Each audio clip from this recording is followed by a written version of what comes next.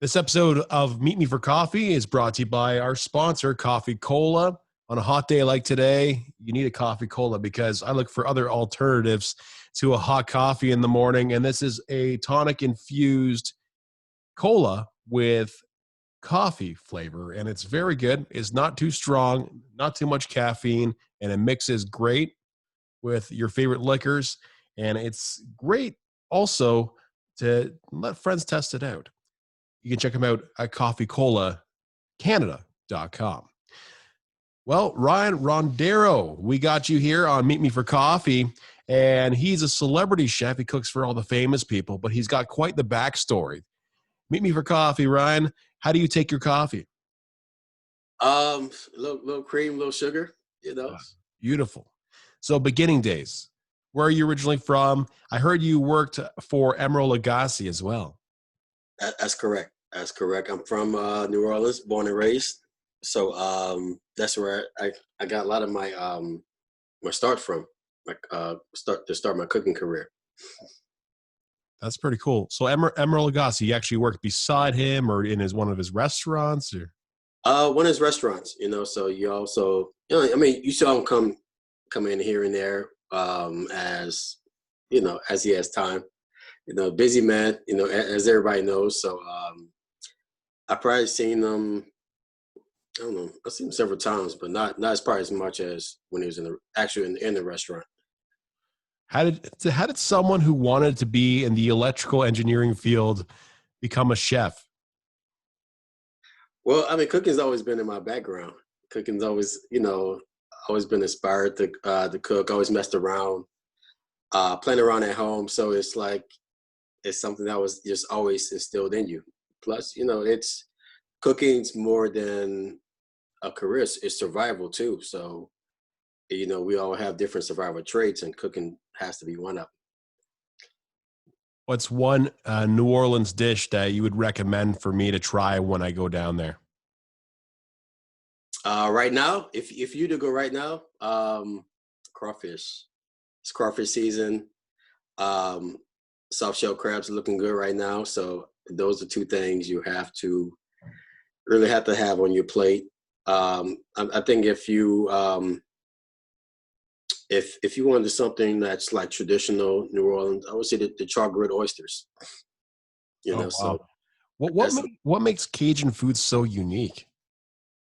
well. I mean, you have to look at all the cultures that comprise of Cajun cuisine. The French, the Italian, the Spanish, the English, the German, the African, the Native American. You have the Vietnamese. So all these different flavors, different flares of their style of cooking, and just mesh together to make up Cajun and Creole cuisine. And like when people try crawfish, it's more like a boil kind of situation, right? And then seasoned after, they season it when they boil it. Season while you boil it. I guess it depends. 'Cause I've seen most likely seasoning while you boil it, but I've seen some people season after also. So it just depends on who's um doing the boiling. And sometimes some people give that extra to make sure you Yeah, really. I'll definitely remember that, man. Crawfish. I have that on my bucket list to go to New Orleans, go to Bourbon Street. But you left New Orleans because of Hurricane Katrina, right? That's correct. I left 2005 after Hurricane Katrina. I moved to Atlanta to work with the Emeril restaurant again. So worked there from 2005 to 2008 up on the restaurant closure because of the recession. And then after that, you got a job as an executive chef in New York City. Hmm. Which restaurant was that at? It was outside the city. It was in Long Island. It was top of the Bay Bistro. So they specialize in Cajun Creole cuisine. And so it was in between times. So you're just looking for a job, and you just recession hits. Like, yeah, I need to find some work. I need to do something. So I worked there for the summer before I came back to Atlanta. Still saw the same process of, okay, you can't find a job, so okay, now it's time to come to LA. But in New York, I was able to really showcase my style of Cajun Creole up north. You know, using even using their local ingredients, you're still able to really showcase it. That's amazing, man. So you were in New York, you went back to Atlanta, you got a phone call from an old friend saying, "Hey, we need a chef. You know, we need a guy to come cook for the Fresh Prince himself," which is awesome. Um, You know, the man himself. yeah, the man himself, the Fresh Prince, and he also cooked for Ben Affleck. And I've heard that you also help out in events as well, these big Hollywood events too. So, can you tell me some favorite meals of celebrities? um, every celebrity is different. Everyone functions differently. Everyone eats. Everyone's palate is different. Um, of course, the Fresh Prince, seafood driven. It was always a specialty. Crab cakes were always a specialty. You threw Cajun stuff on them here and there, but I guess it depended on what was going on. If they were training for a movie or whatever, always tried to feed them accordingly. If you had to keep it clean, you kept it clean. Same thing for other celebrities. You were able to showcase your style of food, but you have to adhere to their palates, their likes and dislikes. So being seafood is a strength, you always try to throw that on them, and it it also helped me get to know California as well because I'm just moving to LA, so I'm busy with work and I'm trying to get to know California at the same time. I'm trying to get to know their food, their style of food. So why not do it all in one shot? California, I would say, New Orleans has some amazing culture. And California is a bit of a mishmash of everything. There's Spanish food. There's probably some of the best sushi in the world there as well. Um, Uh, great sushi, great Spanish food, good Italian food, great tacos. oh Great. yeah, man. I could. Oh yeah, I love tacos, man. It's that's something that I could eat every day. And Exactly. my wife is Spanish, and in 1 week she was making us, carnitas and tacos and the taquitos, and we kept going and going. And she's like, "Man, I'm so sick of tacos, but we could just go the You just whole go week." all day long. So in LA right now, you're cooking specifically for celebrities, or how does your workday go? No, I mean I have different clients that I cook for. Not necessarily celebrities, but just clients in general. Some are drop off, some are I'm there. So it just depends on what they want. So it's everything changes up. So this my day starts out. I cook for a client. Start out in the morning, drop food off by 11:30. Then I can go to another client in the afternoon and prepare dinner, like a late lunch and or sometime a late lunch and dinner for them. And that's How do you keep up with it? Like, do you have helpers as well? no, I mean since it's small, it's just like it's easy to manage. Sure. Since um versus if I'm doing events, I'm doing parties. Yeah, I'll bring in staff or bring in chefs. So it's it depends. But now with the pandemic and COVID, excuse me, it's if there are things I can't do, I can send chefs out to do different things versus, I'm not doing, no, I don't think no one's really doing the big parties now like they were. So, 10 and under or 10 to 20. So you may see those style of parties. So I could bring in servers and bring in chefs here. So, my goal is to really still get those events, but still try to help others keep themselves busy as well, keep them working.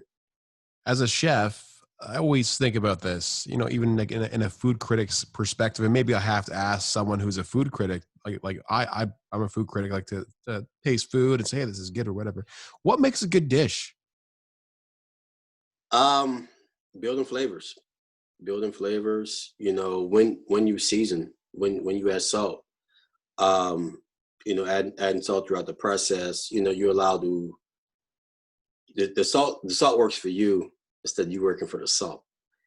So, it allows to really penetrate in the dish, help release those other flavors, and really help build flavors to really give you that exceptional dish. If you use other spices, you recommend whole spices, toasting them. Then, I like to buy like a coffee grinder and just use it as a spice grinder. So you help and release fresh flavors. So when you add it, say you add it to a stew, say you make it like a clam dish or clam stew, you adding spices to it.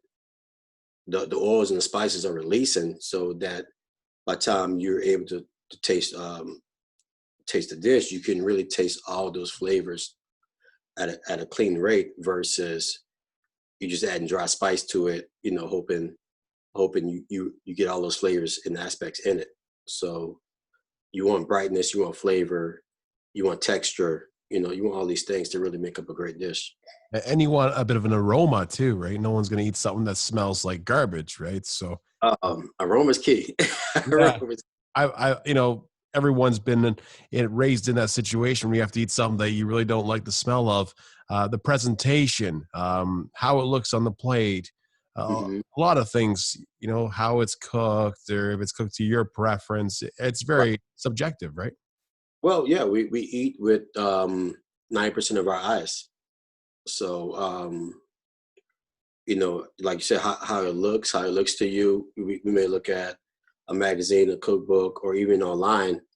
This dish is presented well, or it doesn't look that great. I'm not going to try this recipe. Mm. Versus, um, okay, this looks bomb. Let me try it out, see if I can do it for myself. So, like you say, aroma, eye appeal, taste, texture. These are some key elements to really create a great dish. And the cool thing is, you can pair it with a wine or this specific wine or this specific beer. Maybe this soft drink like a coffee cola or something like that goes well with Cola. this, or so it goes back and forth. And the whole food industry is amazing. You have people who specialize in making wood oven pizza. There's people who specialize in maybe catering to people who want to be fit. They have the meals ready and they deliver to them and stuff like that. That's correct. So Everybody has a different niche. The restaurants are not for everyone. Um, Being a personal chef's not for everyone. So some people go into food science, food development. Some people go into meal prep. So it just depends on your comfort level and what fits well in your system. with your busy schedule, does Ryan have time to cook for himself at the end of the day? Yeah, I still cook for myself. I still cook for myself. It varies. It varies on what it is. I love burgers. I love barbecue. So those are two things I do love cooking for myself. Amazing. So if you're to go out to a one restaurant right now, which one would you pick? If you're to take me out right now, I love sushi. You're in LA. Uh, I wouldn't take you to sushi No? because you had it, so it's not as time for you to try something different. Okay. Rosaline is one of my favorites. Peruvian cuisine. A lot of Peruvian ceviche. Great. I love the flavors. It's it's mixed with Peruvian cuisine. It's definitely mixed with a lot of Japanese flair. So it's just, I think you'll love that. You seem like you love flavorful food. You love well balanced food. So we'll take you away from sushi for a second. Awesome. I'll definitely look it up. It's Rosaline, right? Yeah. Rosaline. Okay. That's cool. Your favorite chefs? My favorite chef, to be honest, there's a guy named Robert Irvine. You ever heard of him before? Mission Impossible. Yeah, man. Restaurant Impossible. Sorry. Yeah. My favorite chefs: Erica Pear, Emeril Lagasse, Mark Forgione, just to name a few. Um, you won't go old school. Patrick Clark, old school. Um, you go come down to Florida. Norman Van Aken. I love his style, his approach. Donald Link. You go to New Orleans. So it goes on and on, that so many different chefs talented chefs that you can really admire and take and learn from. So it's it's a lot across the board. Oh, absolutely. Like I love Chef Ramsay, but sometimes it gets kind of um, tiring of him yelling. I keep thinking about him coming to my uncle's restaurant doing that thing, and I don't think my uncle would put up with that guy, yelling at him. There's Julia Childs, a very inspirational Yes. chef or baker, whatever you want to call her.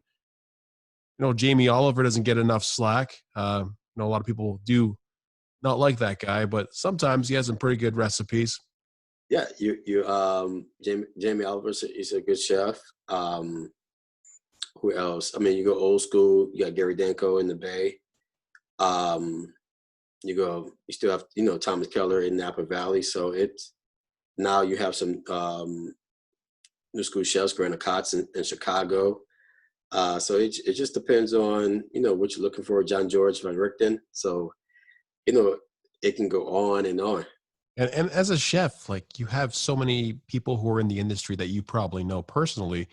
How important is it to share ideas or be more open to new recipes? I mean, I think it's very important because you may I think you're not gonna you look at recipe, you're not gonna see everything. So getting another set of eyes on it, getting another collaboration is also helpful because you can it can be vice versa. You can help them with their recipes. You can do it this way, you can do it that way. You can use this technique or that technique. And it goes vice versa. So it's important in the industry to collaborate, and I think you've seen that, especially with being quarantined. You've seen so many chefs collaborate online. Just coming together, just creating great food together. Are you quarantined right now, or are you able to go out of the house? Obviously, you probably have clients to drop off the food to, right?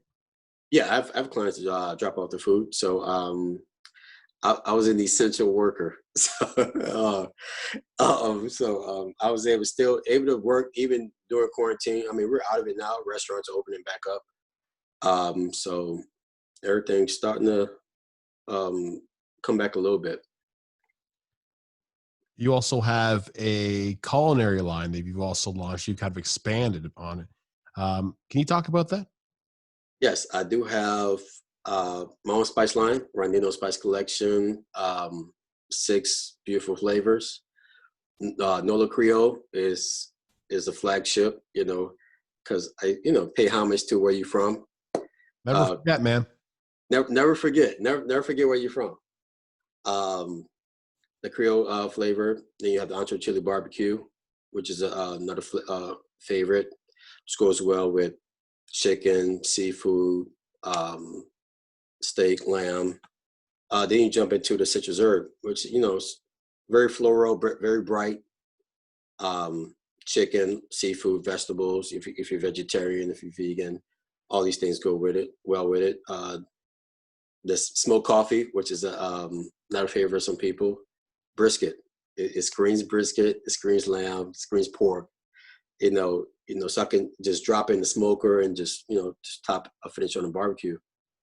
We have Caribbean jerk. You want some island flair? Jerk chicken is very, very common. Then you have gumbo rub. There's my take on helping people develop flavors. It's flavors in their own gumbo. Because some get stuck. I don't know what to put in it. I don't know, how to develop it. So this is a tool to really help them balance the flavors of creating their own gumbo. Are these available in stores, or are they able to be shipped internationally? No, they're domestic and internationally shipped. They can find them on my website, RondenoCulinaryDesigns.com. So I encourage people to order them today. Summertime is hot. I don't know what it is there, but it's like 95 degrees here. So it's definitely grilling weather today. We're in Celsius. You guys are in Fahrenheit. I don't really know what the whole conversion is. When I say it's 40 degrees Celsius here, you guys don't really understand that. I don't understand what yours means. So Exactly. I just always just wake up every day and just see how hot it's going to get and just take it as it is. I don't really watch the weather anymore because it's so unpredictable. But yeah, like Right. having rubs for your meats, and it gets kind of complicated, but if you put the love into the food, it actually shows. And I've been wanting to say that that's my experience. I put the love into making my food, and people love it because you share that common bond with them. Food brings people together as a family, sit around a table. Um, Probably some of the most memorable things, your events growing up as a kid have been always around the table, around the Yeah, table meals. It's yeah, pretty cool for you to have a cool passion in that stuff, man. yeah. I mean, it's always memorable. Seafood boils, everybody's around the table, eating, grubbing, chatting. So I mean, these are the things you remember.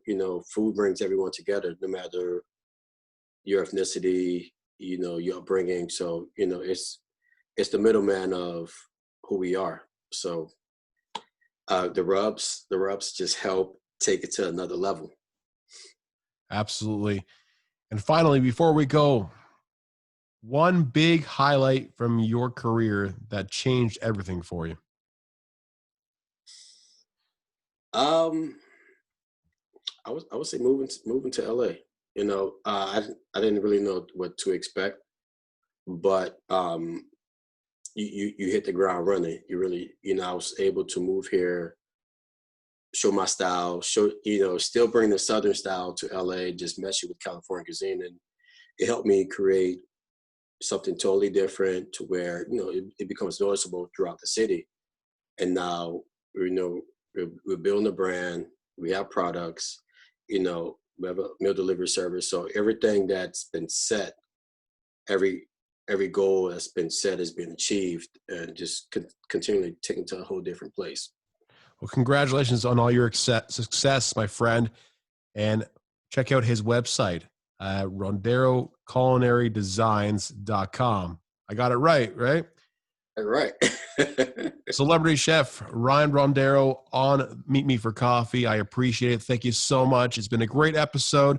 I learned lots, and hopefully we keep in touch and we have you on again soon. That sounds perfect.